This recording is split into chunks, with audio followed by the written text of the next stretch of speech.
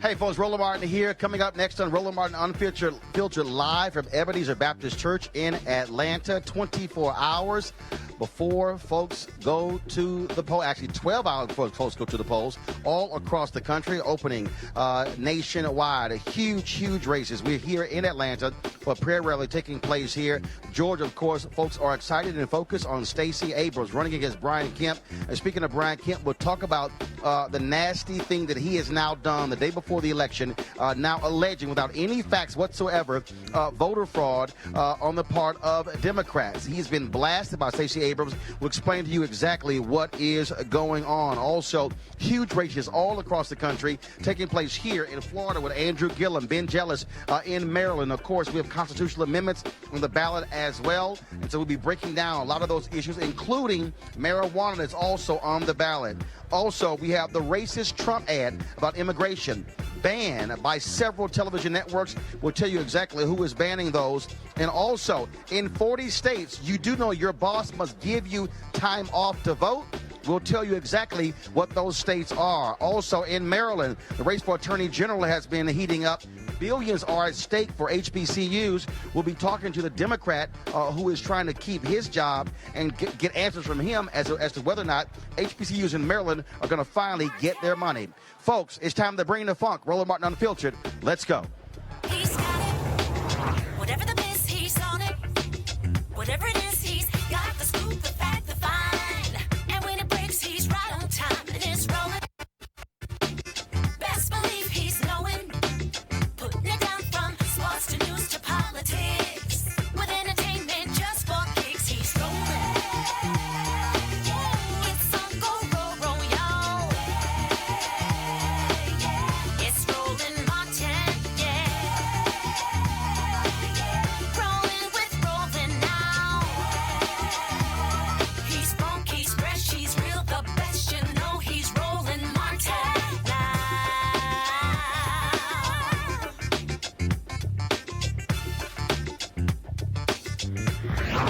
Martin. All right, folks, glad to have all of you here. We are broadcasting live from Ebenezer Baptist Church here in Atlanta, where so much of the attention is focused on the race for governor, Stacey Abrams, against Secretary of State Brian Kemp. Again, as you can see, folks are already been lining up here to participate in this prayer rally focusing on this election. Doors open at 6. This is going to start actually at 7 p.m. We will be live streaming this prayer rally on Roland Martin Unfiltered. So as soon as this show is over, we'll be going live to the sanctuary here at Ebenezer Baptist Church. Again, huge elections taking place. The latest polling shows an absolute dead heat between Stacey Abrams and Brian Kemp here in Georgia. Folks have been registering folks, taking them to the polls. People are ready to go out with buses and vans tomorrow, carpools as well, to take folks to the polls all across Georgia. Huge things are at stake here. In addition to that race, there's so many other initiatives on ballots in North Carolina, in Florida. We'll get to a lot of those as well. Right now, though, I want to talk to the senior pastor of Ebenezer Baptist Church, Dr. Raphael Warnock. And Doc, always good to see you. We fully expect a full house here. I mean, lots of attention. The nation is watching Georgia. Absolutely. We have that song, Georgia on My Mind. It seems like Georgia's on everybody's mind right about now. This is a historic election. There's a chance to make history. I think more importantly, there's a chance to make a difference. We've got 500,000 people in this state who need Medicaid, and they could have Medicaid if we simply had a governor and a legislature that would say, yes, a lot is on the line, and we are waiting, well, not waiting to see what will happen. We've got to continue to press the point so that people show up to the polls. When we look at across this country, early voting has been blowing up in Florida, in Texas. In Texas, in fact, they show in Harris County alone that more people have voted early than the entire number who voted in 2014. Have you seen that same level of enthusiasm voting early here in Georgia? Oh, absolutely we have. There is definitely excitement in the air. That's being manifested in the turnout in early voting. We saw on the very first day of early voting, I think the turnout was about 3 times what it was the first day of early voting in 2016. So great and massive turnout, but we need that to continue to the very end. People need to show up, turn out. And obviously, one of the things that Stacey Abrams has done with her Georgia Voter Project, by registering 300,000 people, I mean, she has gone to every county, gone to rural Georgia, versus what other Democrats did, pretty much ignore rural Georgia, ceded that ground to Republicans. She's competing for those votes with Brian Kemp. That many people are saying and I also believe, a very smart strategy, but not allowing him free reign to roll up huge vote totals in those areas. Yeah, I'm chair of the New Georgia Project, and I was with her in this effort from the beginning. As you point out, we have registered nearly 300,000 new people of color, and certainly we've been in a fight with the Secretary of State, who happens to be running for governor. He's serving both as player on the field and umpire. I mean, Little League players know that you can't be the player and the umpire. And so we'll be watching this race very, very closely. We have filed lawsuits against him. But part of the answer to rapid voter suppression is massive voter mobilization. We need people to turn out. And we're standing here at Ebenezer Baptist Church. This is the home church of Martin Luther King Jr., who preached a famous message 6 years before the March on Washington. In that very site, he gave a speech called "Give Us the Ballot." And he said, if you give us the ballot, we will elect governors in the South who have not only felt the tang of the human, but the glow of the divine, that we would transform the South if we have the power of the ballot. And so that's really what's at stake, the soul of our democracy, the character of our country, the question of whether or not we are a nation where everyone has access to the ballot.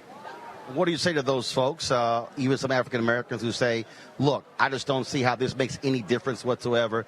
My vote doesn't count, so I'm not going to waste my time. Our adversaries are very clear about the power of our ballot. That's why they have 41 distinct ways in which they are engaged in voter suppression. If the vote really didn't make a difference, people wouldn't be working so hard to ensure that people of color, that women, that young people don't have access, that their access to the ballot will somehow be compromised in some way. So they're working very hard to make sure you don't show up. There must be some power in the ballot. All right. Reverend Warnock, always good to see you, and look forward to having this here for the folks looking forward to it. Who are some of the folks who are going to be participating in this rally? Listen, tonight we have the civil rights movement, as it were, classically embodied in the likes of Jesse Jackson and John Lewis, but we also have some younger voices. My friend Reverend Tracy Blackman, who heads the Justice Ministry of the United Church of Christ. We've got outstanding celebrity artists who know that that somebody fought for them to have a voice. So Byron Cage will be here, Dottie Peoples will be here, Angie Stone will be here. We've got soul, neo-soul, and gospel. It all comes from the same root. We're certainly looking forward to it, and we'll be live streaming on Roland Martin Unfiltered. So thanks a bunch. Good to see you, brother. Always. All right. Thanks a bunch. As I said, folks, we are here at Ebenezer Baptist Church, looking forward to this particular rally. So much attention is focused on this race in Georgia, and what Brian Kemp doing, folks, is utterly shameful. So what he has now done, he is now alleging that he wants the FBI to come in to investigate Democrats in Georgia, saying that they somehow were participating in cyber crimes. Here's the problem. there's no evidence. He literally presented no evidence. He says he has it, but he hasn't presented any. He was blasted by Stacey Abrams for actually making that kind of comment. I think, guys, we have a video of that. All right, so again, earlier today, Stacey Abrams took off against Brian Kemp for making that allegation of Democrats somehow trying to rig this election. This is the guy who, of course, who is the Secretary of State, and what he has been doing, frankly, is dead wrong. Former President Jimmy Carter said he should have resigned like the previous Secretaries of State, but by trying to also be over the election. Before I go to my next story, I want to do this here. I'm going to grab a couple of people here and just sort of get their thoughts, see what I hear. Ma'am, how you doing? Just step right on over. How you doing? So what brings you out here? Rallying folks to vote, especially young folks. And what do you hope they get out of this? Well, essentially, we need to understand the importance of voting. My concern really are the young millennial folks, because I feel like our demographic, older, especially African-American male, females, we show up to vote. My concern are the young people. Okay. All right, then. Well, I certainly appreciate it. Thanks a lot. All right, then. And again, folks, we have people who are already lining up here to try to get into this sanctuary. We've got folks who are bringing... We got folks who are bringing their children. Guys, talk to me again. I missed that. So we got folks again who we got folks here going again who have their children with them. They're out here again about looking forward to this particular rally here. All right, folks, let's just give you a sense in terms of what's happening in Georgia. The Secretary of State office announced an all-time early voting record. 2014, 945,507 ballots were cast in the midterm election. Folks, 4 years later in 2018, listen to this. 830,000. That is more than double. That shows you the interest that we have going on here. And, of course, Oprah Winfrey, she was campaigning for Stacey Abrams. And there's a robocall that's been going out around Georgia from an avowed white nationalist. Check this out. This is the magical Negro, Oprah Winfrey, asking you to make my fellow Negro, Stacey Abrams, the governor of Georgia. Years ago, the Jews who owned the American media saw something in me, the ability to trick dumb white women into thinking I was like them, and to do, read, and think what I told them to. I see that same potential in Stacey Abrams. Where others see a poor man's Aunt Jemima, I see someone white women can be tricked into voting for, especially the fat ones. And so I promise that every single person who votes for Stacey Abrams, we're going to get a new car. So you get a car, and you get a car, and you get a car, and you get a car. Everybody gets a car. And as far as the race to their rights who are in the way, don't worry about them. Like I said in that famous interview in 2013, white racists just have to die. This message paid for by theroadtopower.com. Trust me, folks, the racists, they are busy during this election. And speaking of racists, Donald Trump, of course, tweeted out an ad many call racist by trying to blame Democrats for allowing an illegal immigrant into the country who actually killed 2 people in New York. Well, the reality is that happened under Republicans as well.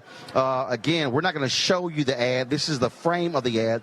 CNN has refused to air it. NBC aired it during Sunday Night Football and has now pulled that ad after so many people blasted that. Fox News aired it. They've also now pulled that ad. Facebook ran the ad. They've now pulled it. And, of course, David Duke, he loved the ad. This is no shock whatsoever. I want to go to our panel right now, folks. Joining us in the studio is Eugene Craig, CEO, Eugene Craig Organization, Michael Brown, former Vice Chair, DNC Finance Committee, Avis Jones-DeWeaver, leadership strategist, author of How Exceptional Black Women Lead. Eugene, I want to start with you. When you think about that racist ad that Donald Trump sent out, again, Republicans defended, the Republican National Committee, Roland McDaniel, she's defended it as well. But the reality is many say that it is the modern-day Willie Horton ad that is racist, that is sick. Anna Navarro said flat out, Donald Trump is an avowed racist for the way he has been campaigning and operating as president. This is Willie Horton on steroids. I mean, this is like the Super Saiyan Willie Horton ad right here. It's crazy. The thing is this, if I could quote Andrew Gillum, Brian Kemp, may not be racist, but the racists think he's racist, and they're coming out heavy and strong for him. This is an environment that Donald Trump has helped create. This is an environment that the likes of Breitbart and Steve Bannon has helped create. And this is what we're seeing playing out. But it also shows that a desperation that, it's not even being veiled or covert with their racism. They're just being upfront with it. Michael? Well, you know what? Besides it being absolutely disgusting, what's more concerning, Roland, is that the fact that if these ads did not work, they would not spend money on them and buying all the airtime. The sad part about the sad commentary about our country is some people believe in these ads, like these ads, and frankly follow the lead of these ads. That's really the more problematic thing than just one particular election. Clearly back in 1988, the Willie Horton ad against Michael Dukakis clearly made a difference, which is again back to that sad commentary that ads like this work. I hope that as people get ready to vote tomorrow, clearly there was already early voting, but as people get ready to vote tomorrow, that these ads don't work on folks anymore. Maybe 10 years from now, we'll never see ads like this.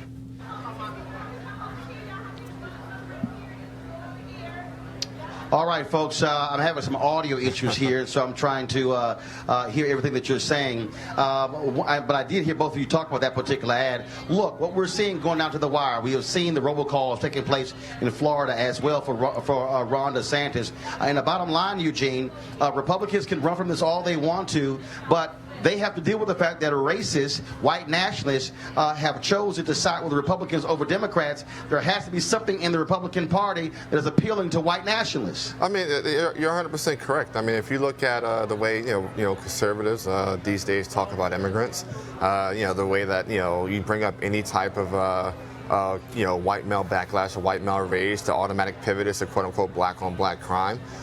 You look at how the folk handled Christine Blasey Ford.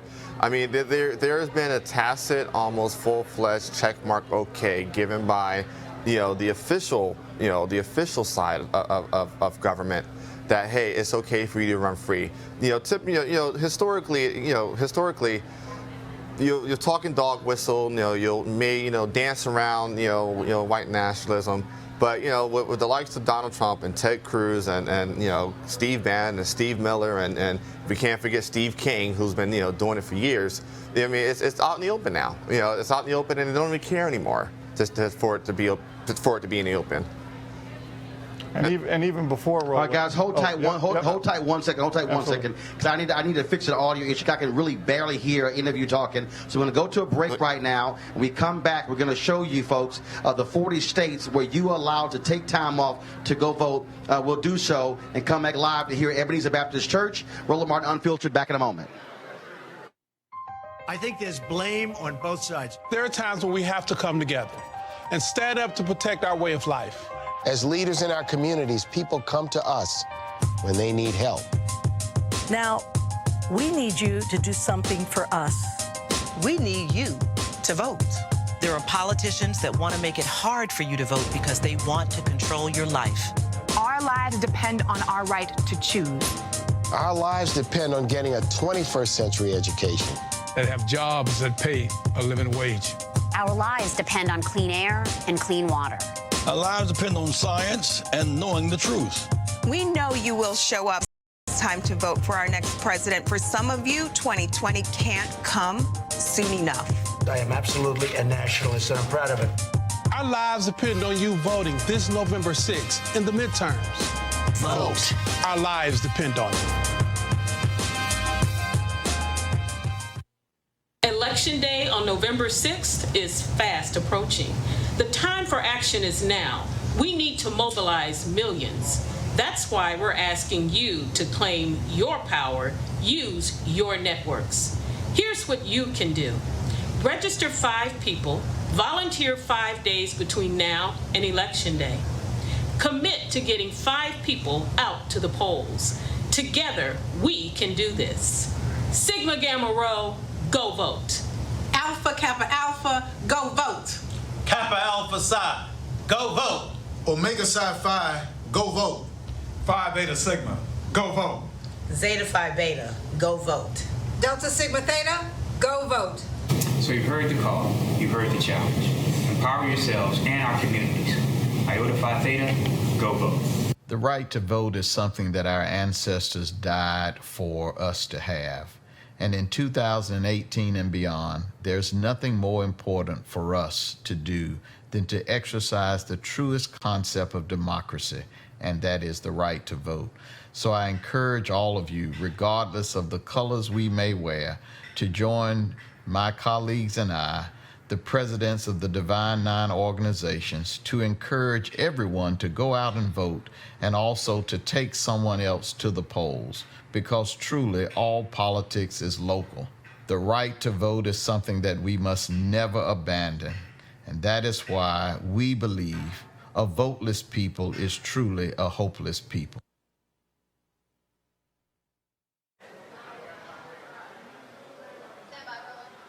All right, folks, welcome back to Ebenezer Baptist Church here in Atlanta. Joining me right now, of course, you have seen her on television, of course, longtime star, Living Single, and now, of course, on Black Lightning, Erica Alexander. What's happening? What's happening, Roland? You're the hardest working man in media. Well, you know, somebody got to do it. Somebody got to do it. You for it, honestly. You're everywhere. All right, so you got the Reclaiming My Time button with Congresswoman Maxine Waters and, of course, Stacey Abrams as governor. Yes, absolutely. And I was in Florida for Andrew Gillum 2 days ago. So I'm here. They got to do the hard part.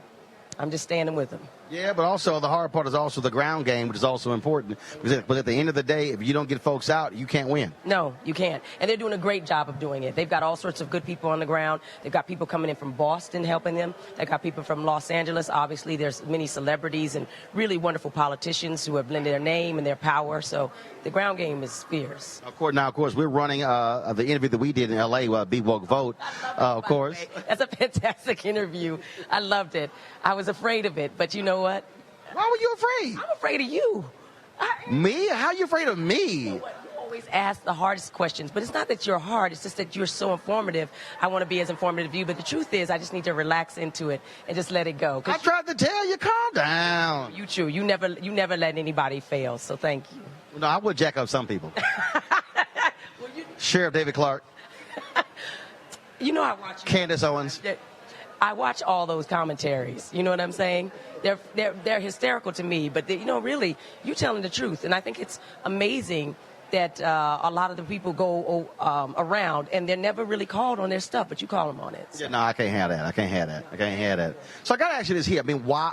Look, there are a lot of people who, they might send a tweet out, stuff along those lines, but why are you so engaged in politics? Well, we talked about this a little bit before, but I always say, my father both my parents were orphans. My father was an itinerant preacher. My mother's a social worker. He passed away before I was doing Living Single. I really am. I lived the first 11 years of my life in a hotel called Starlight off of Route 66. If I'm here at all in media or anything that people see in their faces, movies or television, it's because people sacrificed and gave me an opportunity. So I feel like it's an extension of them and what they would do if they had the opportunity. I'm just here trying to also help people who are my friends, who've been kind to me, and I see that they're doing something hard. What I do on sets, that's all fake and that's fiction. But this is real and it actually affects my life, so I'm happy to help.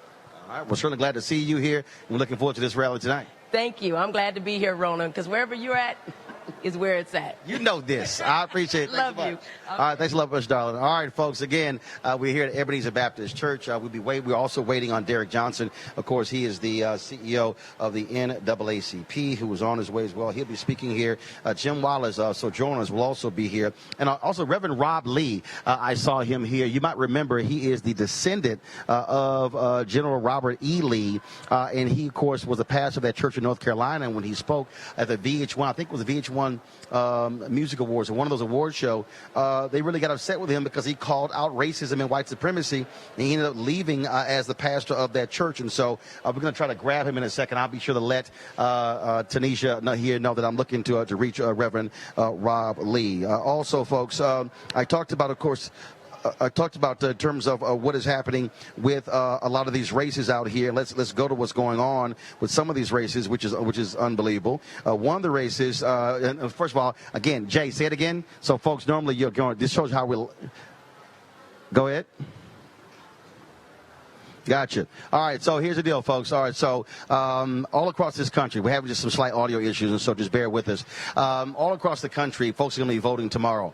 Many folks may not realize in their states, they require employers to give you time off. And so I want us to pull that graphic up, please, right now, so we can show you there are 40 states across the country where you are able to have time off to go vote. And some friends of mine were hitting me, and they were saying, look, I got 2 or 3 hours tomorrow for me to go out and vote. And so, again, look at all the states on the screen. 40 states where they are required to give you time off to vote. Only 10 states do not have this time off to vote requirement.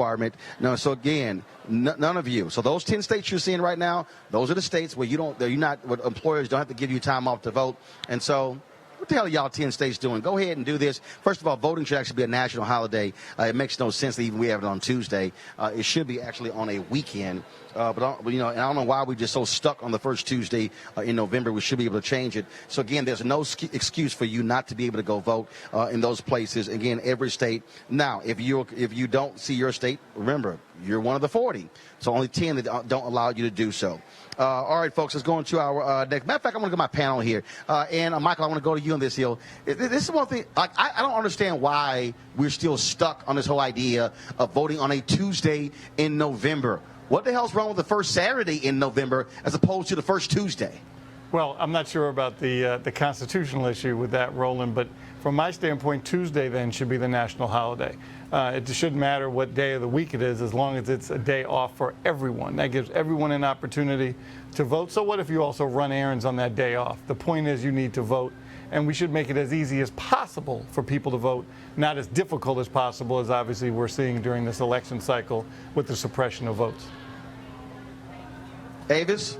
I absolutely agree. The bottom line is that there is a specific there's a specific movement, quite frankly, to make it more difficult for people to vote. And this is not something that's just happened. I mean, over the past 5 years, 1,000 polling places across the country have been closed down. And even in this year alone, we've had 99 bills introduced in about 30 different states across the nation that are specifically meant to make it more difficult to vote. So instead of moving towards a holiday, which I agree, we need to have a national holiday so that more people can vote, it seems as if we have a political party, quite frankly, that is moving directly in the opposite direction. And Eugene, first of all, there's no constitutional requirement for the election to be on Tuesday. It says that Congress sets election day, so they can change it. They can change it. That was my initial thought. It was a constitutional requirement, but I believe my history calls correctly, I believe our presidential elections were previously in the month of March. March 4th. March 4th, yeah. And so, yeah, I mean, it could be changed and, change it and make it a national holiday. A couple votes, the signature from the president, it's a done deal. All right, folks, we're going to go to our next story here. Of course, we've been talking about different races, and there are a lot of attorney general races all across the country. African Americans running for attorney general in New York, running in Florida, running in a number of different places. In Illinois, you got 2 African Americans running, 1 Republican as well as 1 Democrat. And so we're watching those races, but also the one taking place in Maryland. Of course, we previously had Craig Wolf, who was Republican running for attorney general on the Republican side. Brian Frost is the incumbent Maryland Attorney General. And one of the issues that we have been focused on when it comes to this race relates to HBCUs, the long-going lawsuit that has been happening in Maryland as relates to the funding of HBCUs, duplicate programming, of course, seeking some $2 billion. So joining us is Brian Frost. Brian, how you doing? Good. Thanks for having me, Roland. So here's the question. We have seen these HBCUs fighting Maryland constantly, over and over and over again. There was a trial, federal judge who ruled. The question is, when is Maryland going to do the right thing and fully fund these HBCUs, the $2 billion they are owed, and not this $100 million settlement that was thrown out? What are you going to do as Attorney General? Well, let me say this. I was in the Maryland Senate for many years before I became Attorney General, and when I was a senator, I supported additional funding for HBCUs. There were many controversial bills. I supported the funding. I supported special programs for them so that they could have a competitive advantage. But once I was elected Attorney General, I inherited this lawsuit. And while I've tried to settle it, I've been unsuccessful. And the reason is, it's up to the governor to decide whether he's going to put money on the table, whether he's going to put programming on the table. And it is by the Constitution, the Attorney General's job to defend the lawsuit. So I have defended the lawsuit. Well, the job is to defend the lawsuit, but we saw this with Attorney General Eric Holder. There are lawsuits you can choose not to defend. If you're the leading law enforcement official in Maryland, can you not say, folks, the judge has ruled in this case. As Attorney General, I made a decision that we are not going to appeal this particular lawsuit? You really can't. If the governor, if the administration says we want a defense, it's the Attorney General's obligation to provide it. And I may not like what they do, I may not like their argument, but if it's constitutional, the Attorney General's job is to defend the state. Look, we defend. Hold on. I need you to explain that. Can you explain that? Can you explain that for me? I'm sorry. Yeah. You are the elected official. That's the right. governor is the elected official. So do you work for the people or do you work for the governor? I'm independently elected of the governor, but the governor is the one who has the ability to settle the lawsuit. In terms of appeal, when the administration instructs me to appeal, unless I believe that the decision is unconstitutional, I have an obligation to give them the defense that they ask for.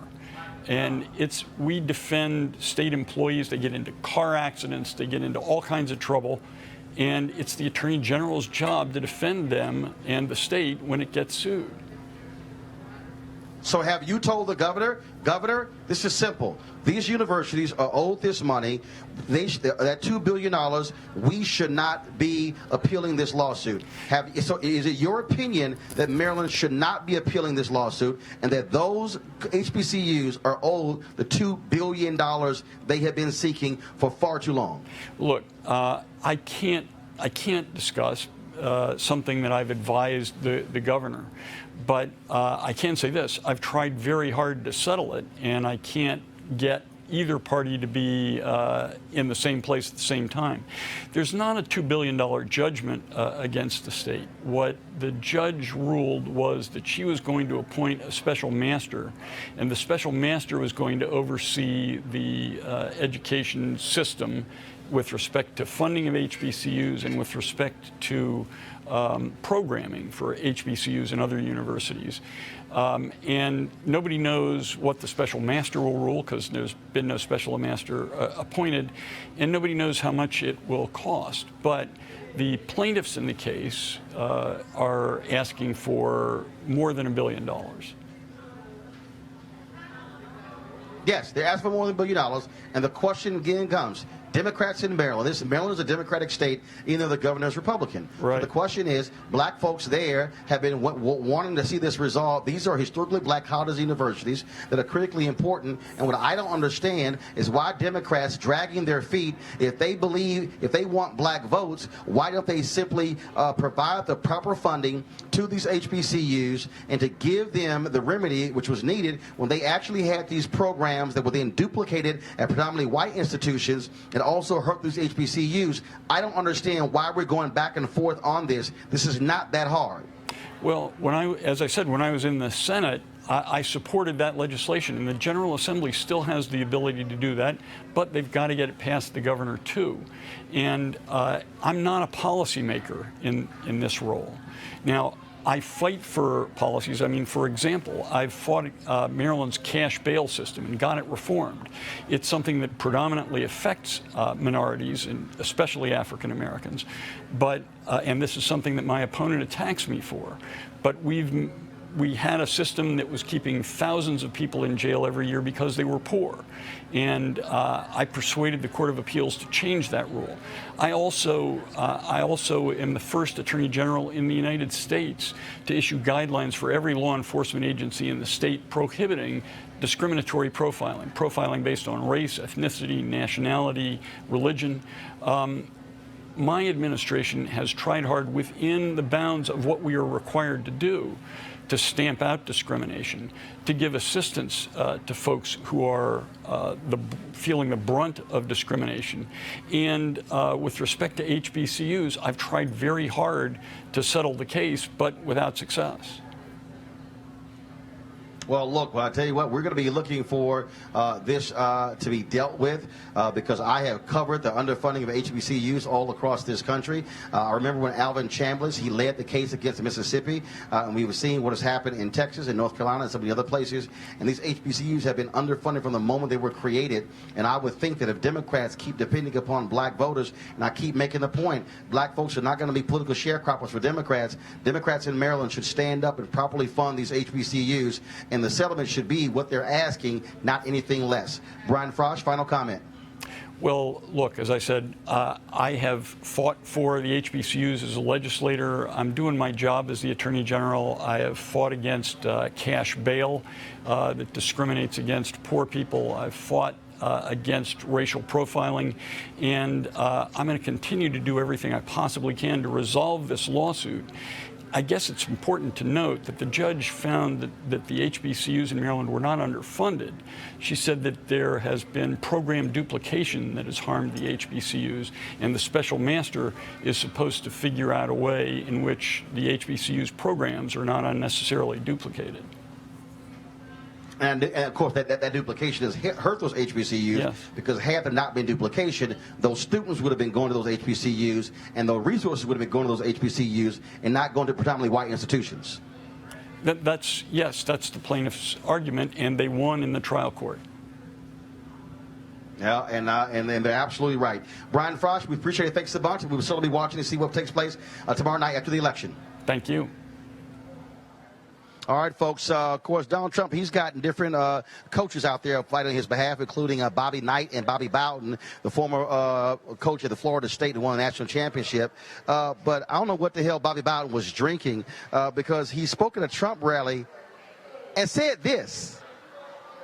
See if you think this is true. Trump plus God, all it is a majority.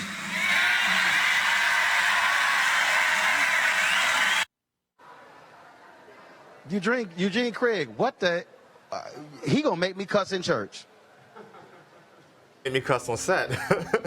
The madness. This is what you see. I mean, look, the religious right. You know, they've absconded their values, the things they believe in. The things they profess for the last 40, 50 years. Trump is now dragging out all these college basketball and football coaches and whatnot. That are white cultural icons, and this is what we get. I mean, this is the equivalent of when somebody should shut up and coach, rather than jump on stage and just let whatever first thing come to their mind spew out. Michael, really? Trump plus God equals the majority? Okay, I think Bobby Bowden should be in the concussion protocol program. You know what's probably pretty troubling about the whole statement? He probably didn't write it, but the problem is he said it.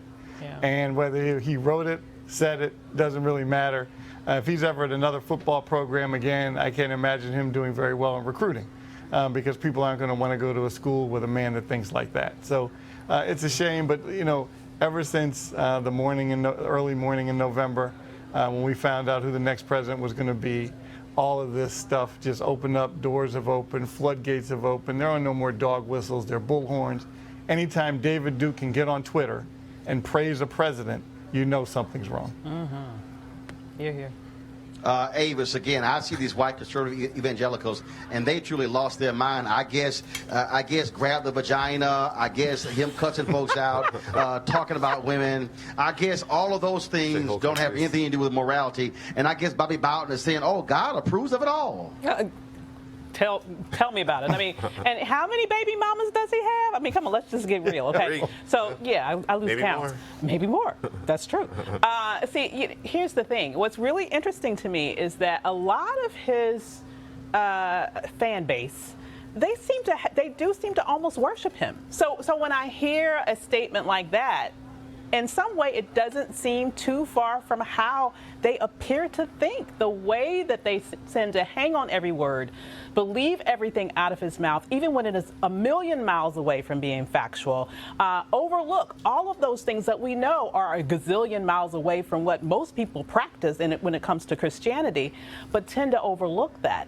And they have this sort of like, you know, almost Jim Jones level of worship for him. It is really scary to see fanatical worship, almost like he's a cult leader. So when you see how he is elevated by those people who follow him just blindly in the way that they do, statements like that, quite frankly, don't even surprise me.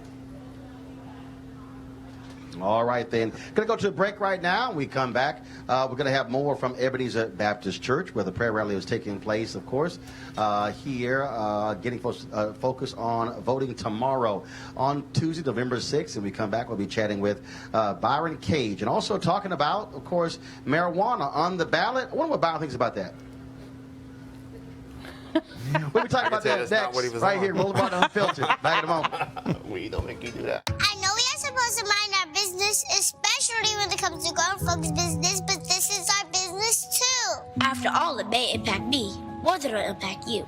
Right now, my votes are limited to things like pizza or spaghetti for dinner. But you got a chance. You get to choose people who will impact healthcare, education, prison reform, immigration, women's rights, LGBTQ rights, my rights. The list goes on. Not to mention a chance to make history with Stacey Abrams, Andrew Gillum, Antonio Delgado, Vangelis, and more. A chance! That's all we asking for. So do it for the kids. The same way Dr. King, John Lewis, Fannie Lou Hamer, James Baldwin, Maxine Waters, and so many others did. Put your listening ears on.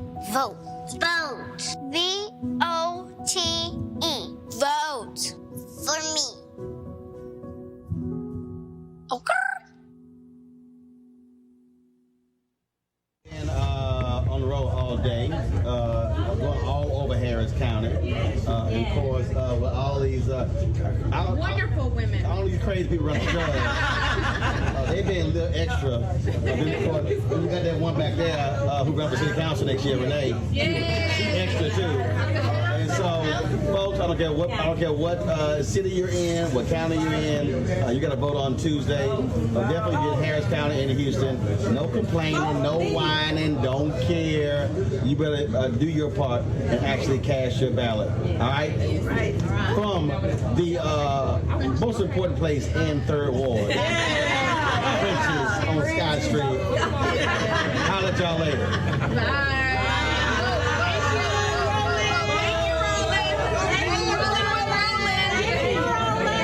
Rolling with Roland. Rolling with Roland.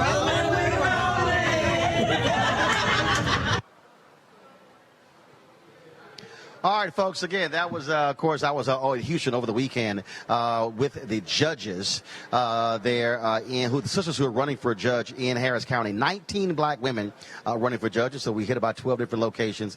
And so there's going to be lots more video we'll share with you later on, especially when I busted the top ladies of distinction meeting. Should have seen me roll up in there. They weren't expecting that, so I can't wait to see that video as well.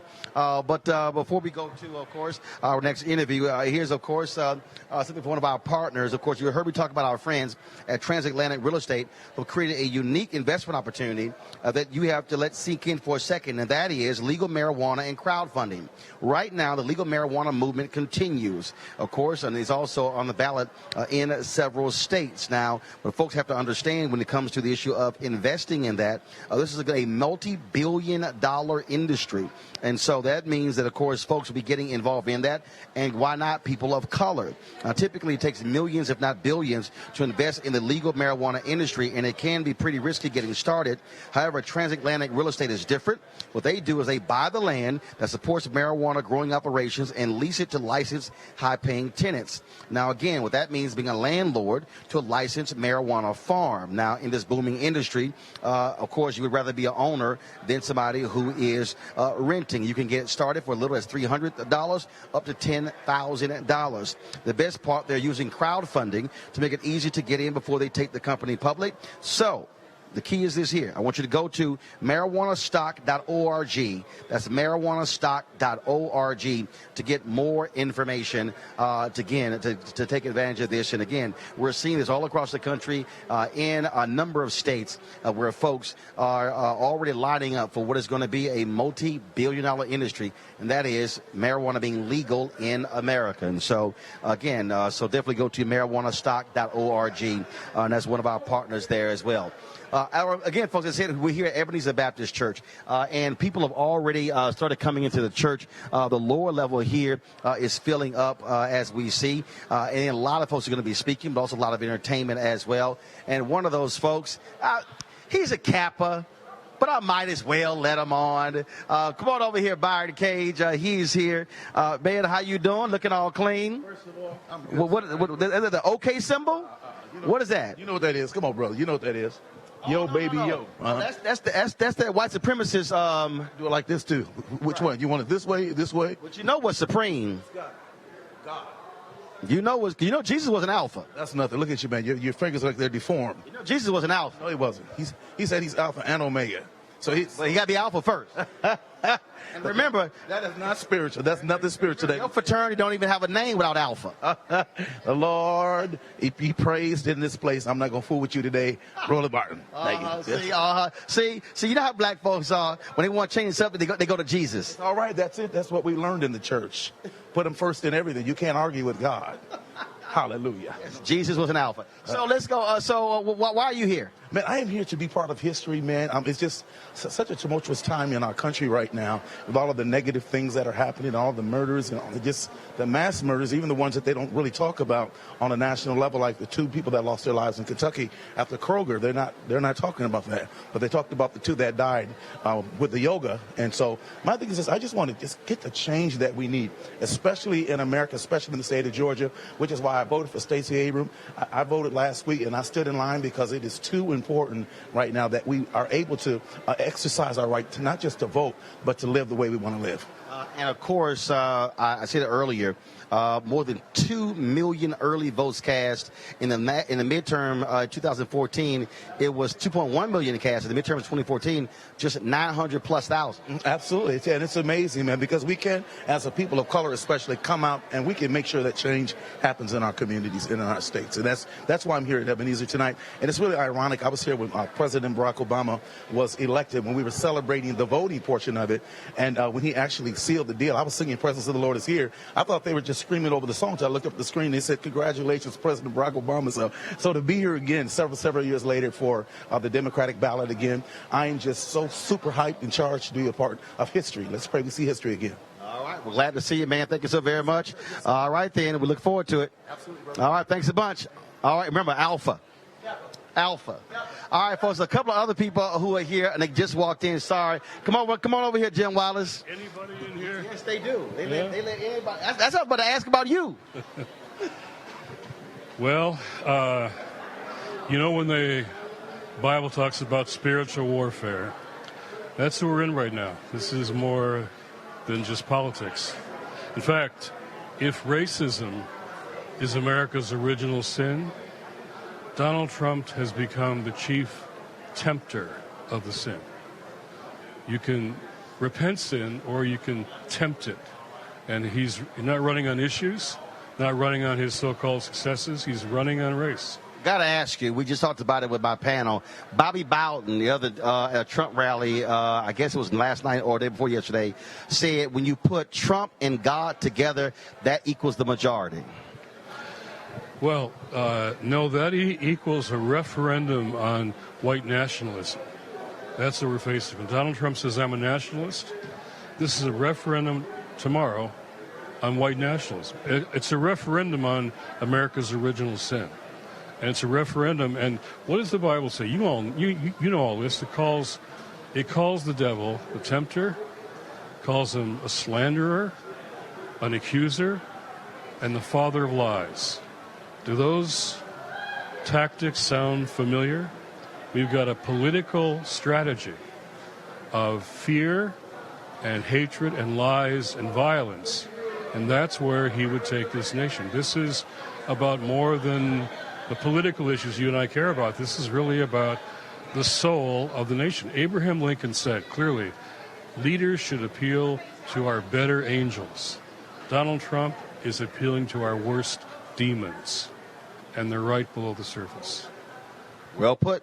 Reverend Jim Wallace, always a pleasure. I appreciate it. Good to see you, man. Always a blessing to see you. All right. Eugene, I want to go start with you. Your thoughts about what Reverend Wallace just said, that, look, this is appeal to white nationalism, what Donald Trump is actually doing. Yeah, I agree, and I agree 100% with you. I mean, the way he talks about, and he's been speaking about Abrams and Gillum, the way he has spoken about Barack Obama, being one of the chief and original birthers, the way he's spoken about, members of the Congressional Black Caucus, the way he's spoken about black athletes, the way he's spoken about, Hispanics and, folks that are undocumented immigrants. I mean, he has his entire shtick for the last 4 or so years. It's been white nationalism. It's been nothing white nationalism cutting through and through. So I agree 100% there. Avis? Absolutely. I mean, he said it himself, I'm a nationalist. And you don't need to go very far to fill in the blank. We know exactly what he's talking about, right? And really, if you look at these latest ads, for example, that he came out with, having this sort of Willie Horton style ad where you have this sort of Hispanic boogeyman who he wants to somehow extrapolate that that he is like all of these thousands of people that are, by the way, hundreds of miles away that are coming to try to seek asylum in this country. So he continues to sort of fan the flames of racism, fan the flames of hate, not only because he has gets a political advantage out of doing that, I believe, and he believes that he will, but also, quite frankly, because that is exactly who he is.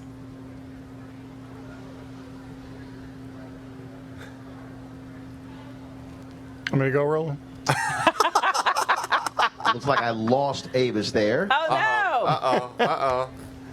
Yeah, I lost Avis there. Okay, Michael, go ahead. Well, it was very profound what she said. If you missed it, you can listen later when you listen to the rebroadcast. No. I heard most of it. Okay. It dropped off the tail end, but go ahead. I have nothing really to add what Eugene and Avis just said. I want to go back to the other segment, Roland. And what concerns me about the religious right is they talk about, well, we're going to swallow and hold our noses about some of the things related to this president. I'm sorry, number 45. I like to call him president. Number 45. But they make this decision about, because he's going to appoint good federal judges. What, Mike Pence would do that?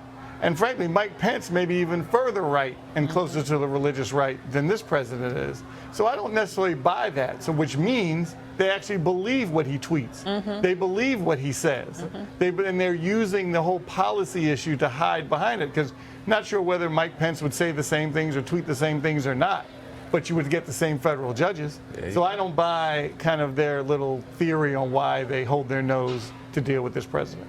Good point. Sorry, 45. Absolutely true. All right, folks. So again, I heard nearly everything Michael said except the last 5 seconds. Let me do this here again, because Reverend Jim Wallace just walked in a few moments ago. We just talked to him, and then I'm looking for Reverend Dr. Barbara Skinner. And so, if you could ask Tanisha, I want Reverend Dr. Barbara Skinner. She also is here. She's also one of the folks who's organizing this. It is again. There she is, Tanisha. Tanisha. I need this is the blackest show.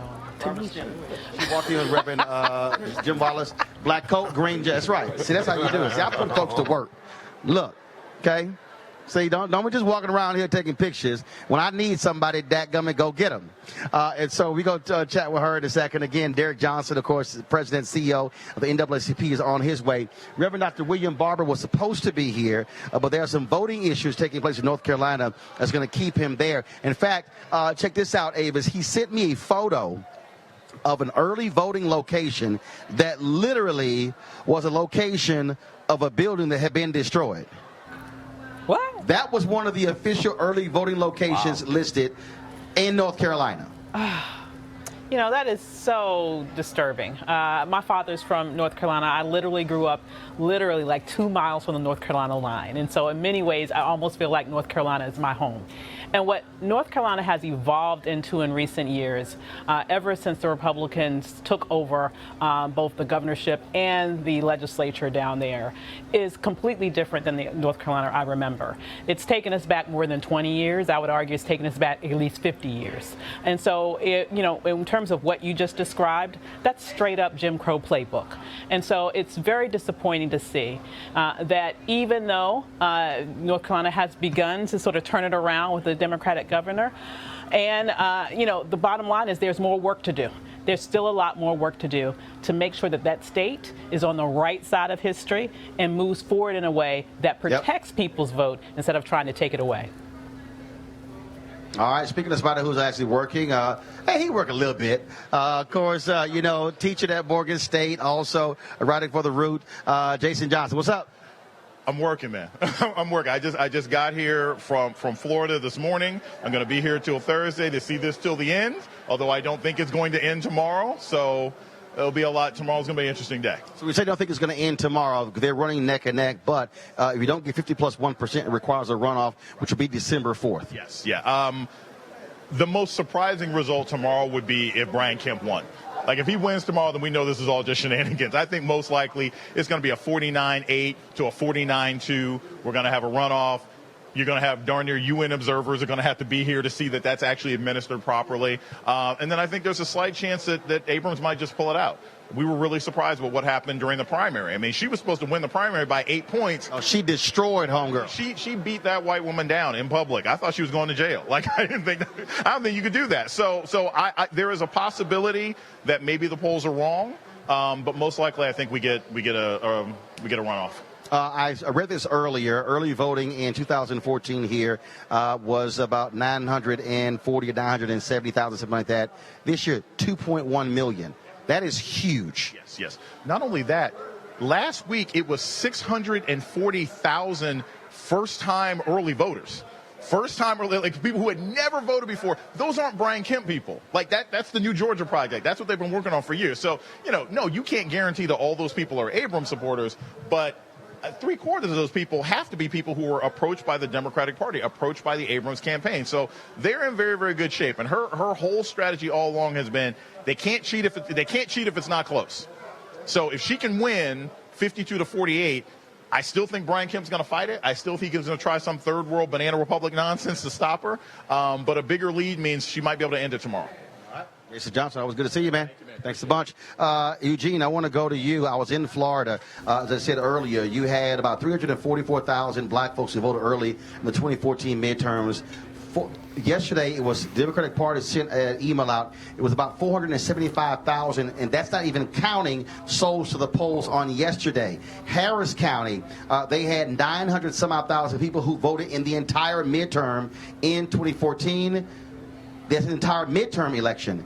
Early voting exceeded 1 million in Harris County. If you're Beto O'Rourke, you like to hear those numbers. If you're Andrew Gillum and Bill Nelson, you like to hear more than 500,000 black folks voting in Florida. Absolutely, 100%. Absolutely, 100%. I'm a supporter of Beto, and I'm a supporter of Andrew and also Stacey Abrams. For me, the line is crossed. I'm a Republican, but the line is crossed when it comes to racism. When you dabble in racism, you lose me as a Republican. I'm a black man first above everything. But the history of it is this. Since we black folk have gotten the right to vote, when we vote, things change. When we vote, we end up saving the country, many times over. And that's what you're probably going to see tomorrow. You'll see, with Florida and saving, Florida from a disastrous Ron DeSantis administration. And if Brian Kemp is doing this as Secretary of State, imagine what he would do as governor. And listen, we all know that, Ted Cruz is hot effing trash. So, I am excited to see what happens with Beto tomorrow. What do you really think? And again, Michael, those are huge numbers, Michael. They are, and it's impressive. The whole get out the vote strategy has been great in all three of those states. Roland, I want to commend Eugene, because you and I have been on millions of shows where we sit with black Republicans, and there's nothing wrong with being a black Republican. That's what you choose to be. More power to you. But I wish more black Republicans would say what Eugene just said, because that's important, because he made a statement about being African American and having some values. Some of these African American Republicans that come on just say the party line. It doesn't matter what is said, what's tweeted. They're just on the boat. They've had the Kool-Aid. So, Eugene, I want to commend you for that. Very, very proud of you. That was very nice. Appreciate it. Absolutely. Avis, final comment from you. You know, it is, you know, we are just at a point right now where we can make the huge difference that corrects the ship of this nation tomorrow. When we vote as a bloc, we can change things. And so I am a big believer in the power of what Stacey Abrams is doing in Georgia. She's been doing this work for years in terms of protecting people's vote. And no matter what sort of shenanigans they try to throw in there at the last minute, I believe that we are ready for this moment, and we're going to come back stronger and harder than anyone ever predicted. Get out and vote tomorrow. Get out and vote. All right, right now I want to bring in Reverend Dr. Barbara Skinner. Step right in, please. Obviously, we are here in the church. Obviously, churches have played a huge role. Yesterday, I was in Florida, in Gainesville. Hit about 7 churches yesterday morning, and it's all about being sold to the polls in those places that are still allowed to vote on Sunday, because Republicans have cut that in a lot of places. Yes, they have, because they're afraid of what will happen. When African Americans do what we did in 2012, we exceeded the white turnout. We have the ability to make history tomorrow, to crash on cut bigotry, racism, hate. More than that, we've got to start holding these elected officials accountable. We can't tell black people, and especially young people, to go to the polls, and then you sit there and they don't do incarceration right. They don't do justice. They don't do housing. They don't do health care. That's on us. So we got 2 jobs to do. One is get there to the polls and vote. Then secondly, go see those elected officials and hold them accountable with a report card, mid-year report card. Blast it out. Put it on Facebook, how they're doing after the election. All right. Doc, always good seeing you. Look forward to the event. Thanks so much. I appreciate it. Again, folks, we are about to start here, and so we have been working on it. Where is she? Where's Angie? Okay, so here's the deal, folks. Angie Stone's one of the folks who's performing. B.B. Wine's one of the folks who's performing. And again, a number of other folks are going to be speaking. We're going to be live streaming this on Roland Martin Unfiltered. Again, thank you to Eugene, Michael, and Avis. Thank you so very much back in D.C. Folks, don't forget, we're not going to be live tomorrow at 6 p.m. We're going to have a special time, 8 p.m. to 1 a.m. We're going to be giving you election results. I'll be back in Washington, D.C., and so we look forward to that. Over the next 24 hours, though, you're going to see, obviously, this show. We're going to be restreaming this. Also, the interviews that I have done with Erica Alexander, Erica Ash, Chuck D., Congresswoman Maxine Waters, Dr. Jim Lawson, Jalal Haneo, Devon Franklin, Lisa Ray. We're going to have all of those interviews live. We're going to be streaming those interviews as well. We're going to be pushing out voter messages constantly between now and the polls closing, not just on the East Coast, Central Time, but also on the West Coast. And so, again, no complaints, folks. We want you also, the Lawyers Committee, be sure, if you got any voting irregularities, please be sure to call their vote line as well, because we want to make sure that there are no shenanigans happening tomorrow across the country. Again, we're here at Ebenezer Baptist Church. Look for our live stream of this rally as well. Thank you so very much for joining us. Don't forget to support Roland Martin Unfiltered by going to RolandMartinUnfiltered.com, joining our fan club, Bring the Funk fan club. We look forward to that. All right, folks, y'all have a great evening. I'll be back in a moment from Ebenezer. Y'all take care. Holla.